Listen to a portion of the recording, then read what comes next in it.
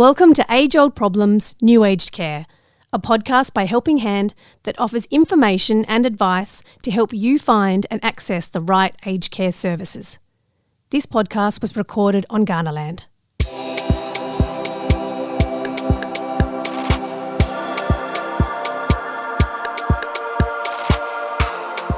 Hello, I'm your host Kate Holland, and we're delving into a sensitive subject area in this episode.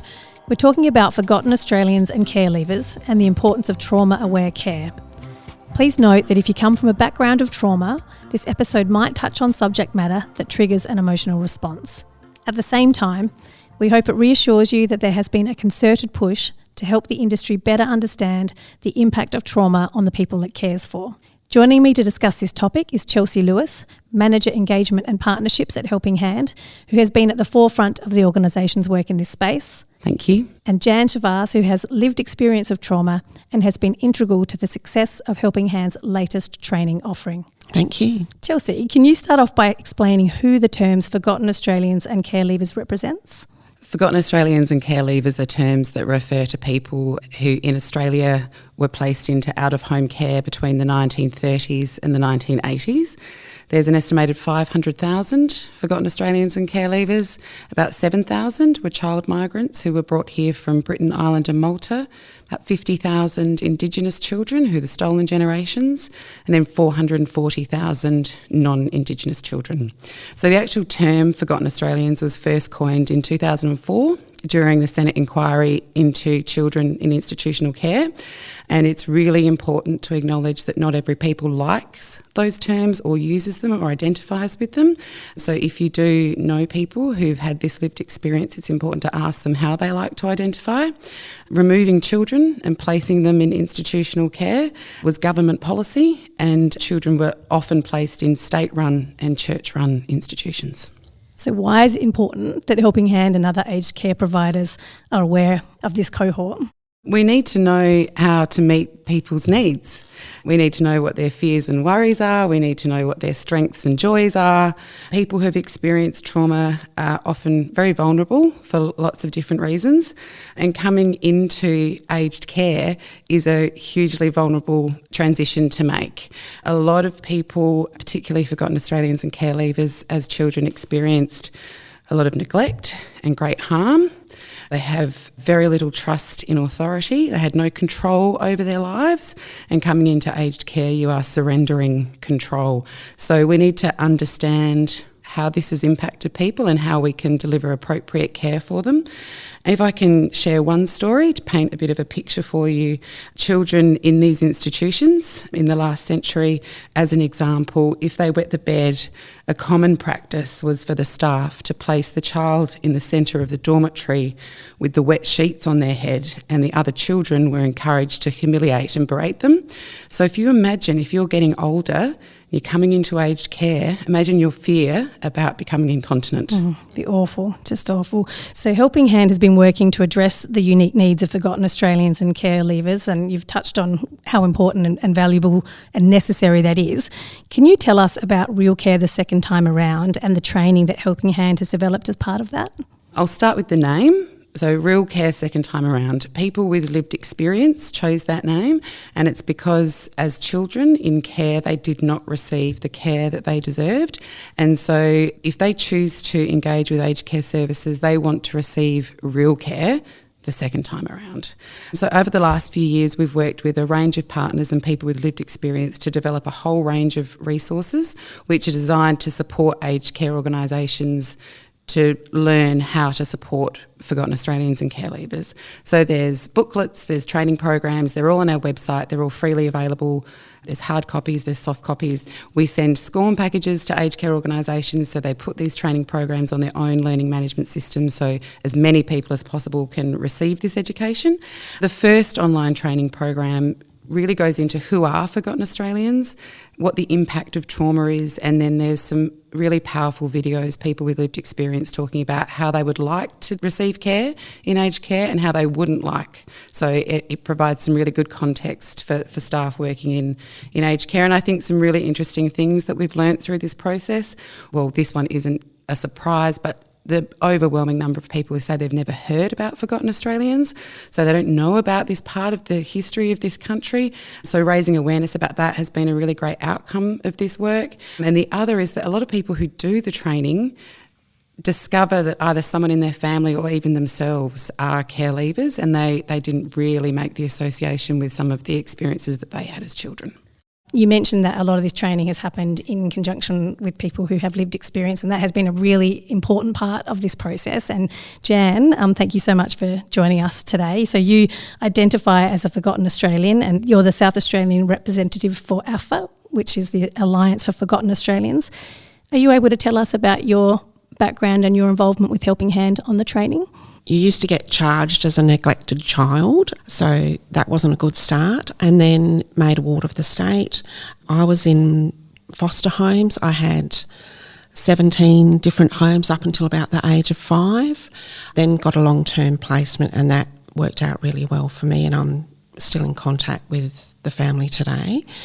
I got married and had children. I went into nursing, so I've worked in aged care on the nursing side of things, also in emergency, and recently become involved with Alliance for Forgotten Australians and trying to help and promote and get the word out there about who we are and what we need. The needs are significant, and it's important that people understand.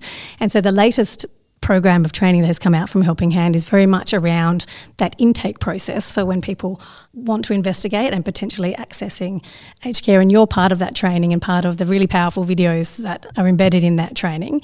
Are you able to talk us through some of the points that you made and what is really important to you as part of that intake process? The fear of us going into another residential care facility is pretty horrifying. Some Forgotten Australians have not even had a permanent home. One lady I know of at 65 finally got her own place that she could call home. So to wait that long for a secure, safe environment and then maybe having to be moved from there, it's pretty terrifying. So yeah, we've got a lot of reservations about going into another institution is how we'd see it. So from watching those videos myself, a few of the really strong or key takeaways for me was that, it's really important that people are not judgmental, that the approach from an aged care worker to each person is personalised because your experience is very unique.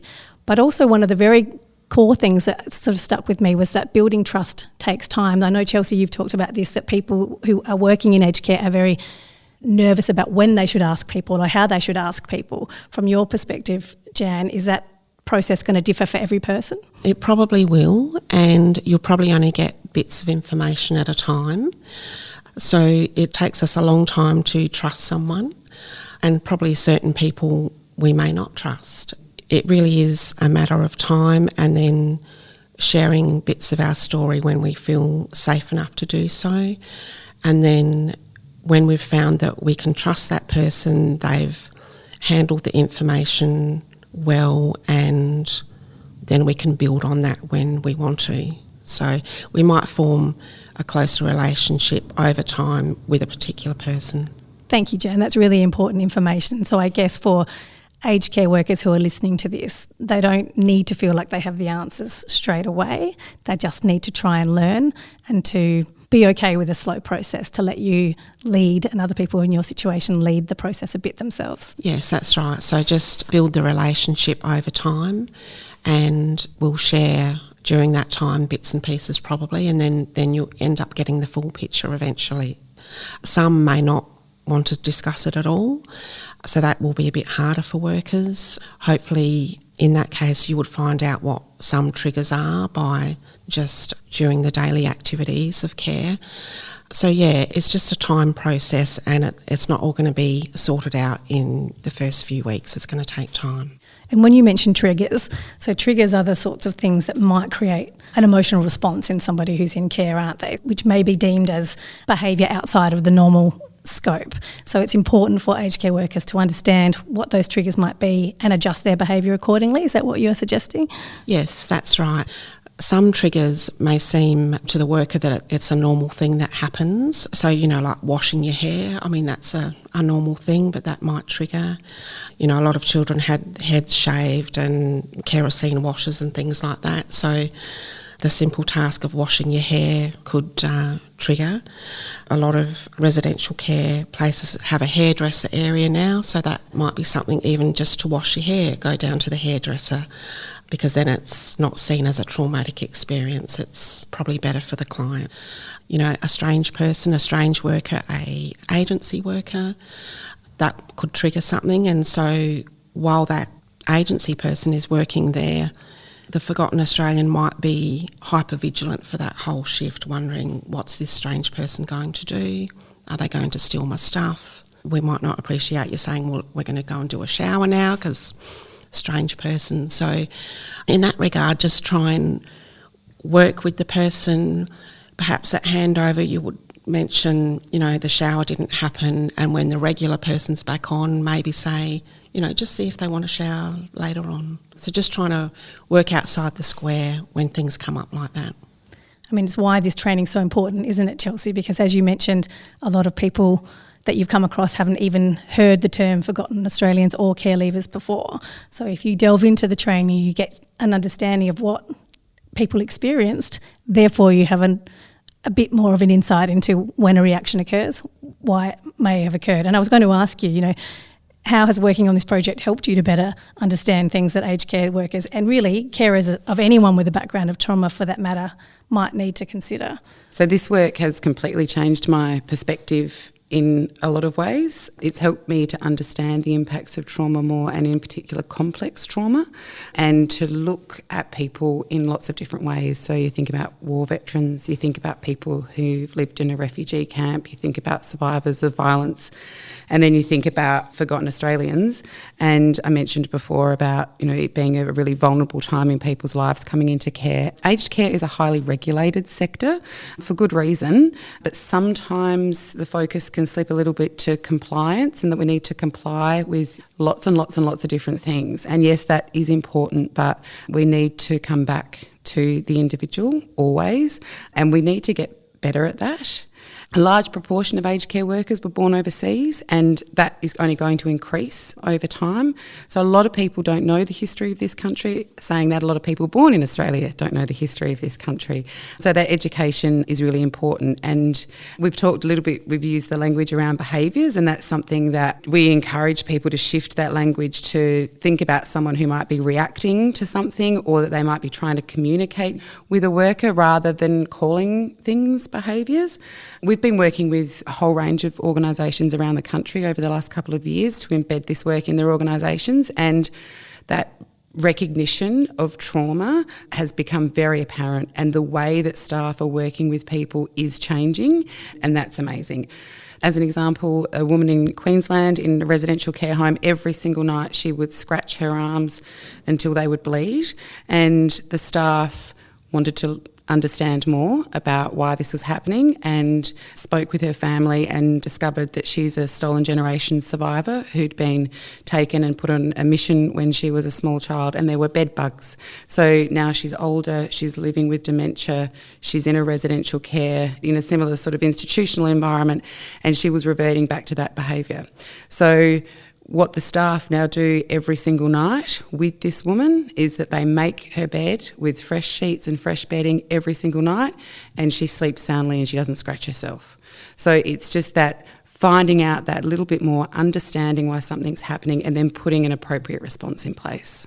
So what is the Helping Hand's commitment to this kind of care and trauma-aware care moving forward? Is there an ongoing plan? Yes, absolutely. So Helping Hand is embedding this work across all of its residential care homes, and so all of this work has been funded through federal government funding, and the focus has been on residential care. The intention of that is because that institutional setting is perceived as a bigger barrier for forgotten Australians. So we will be then moving this work also into home care, because all of the principles around trauma-aware and healing-informed care translate into home care.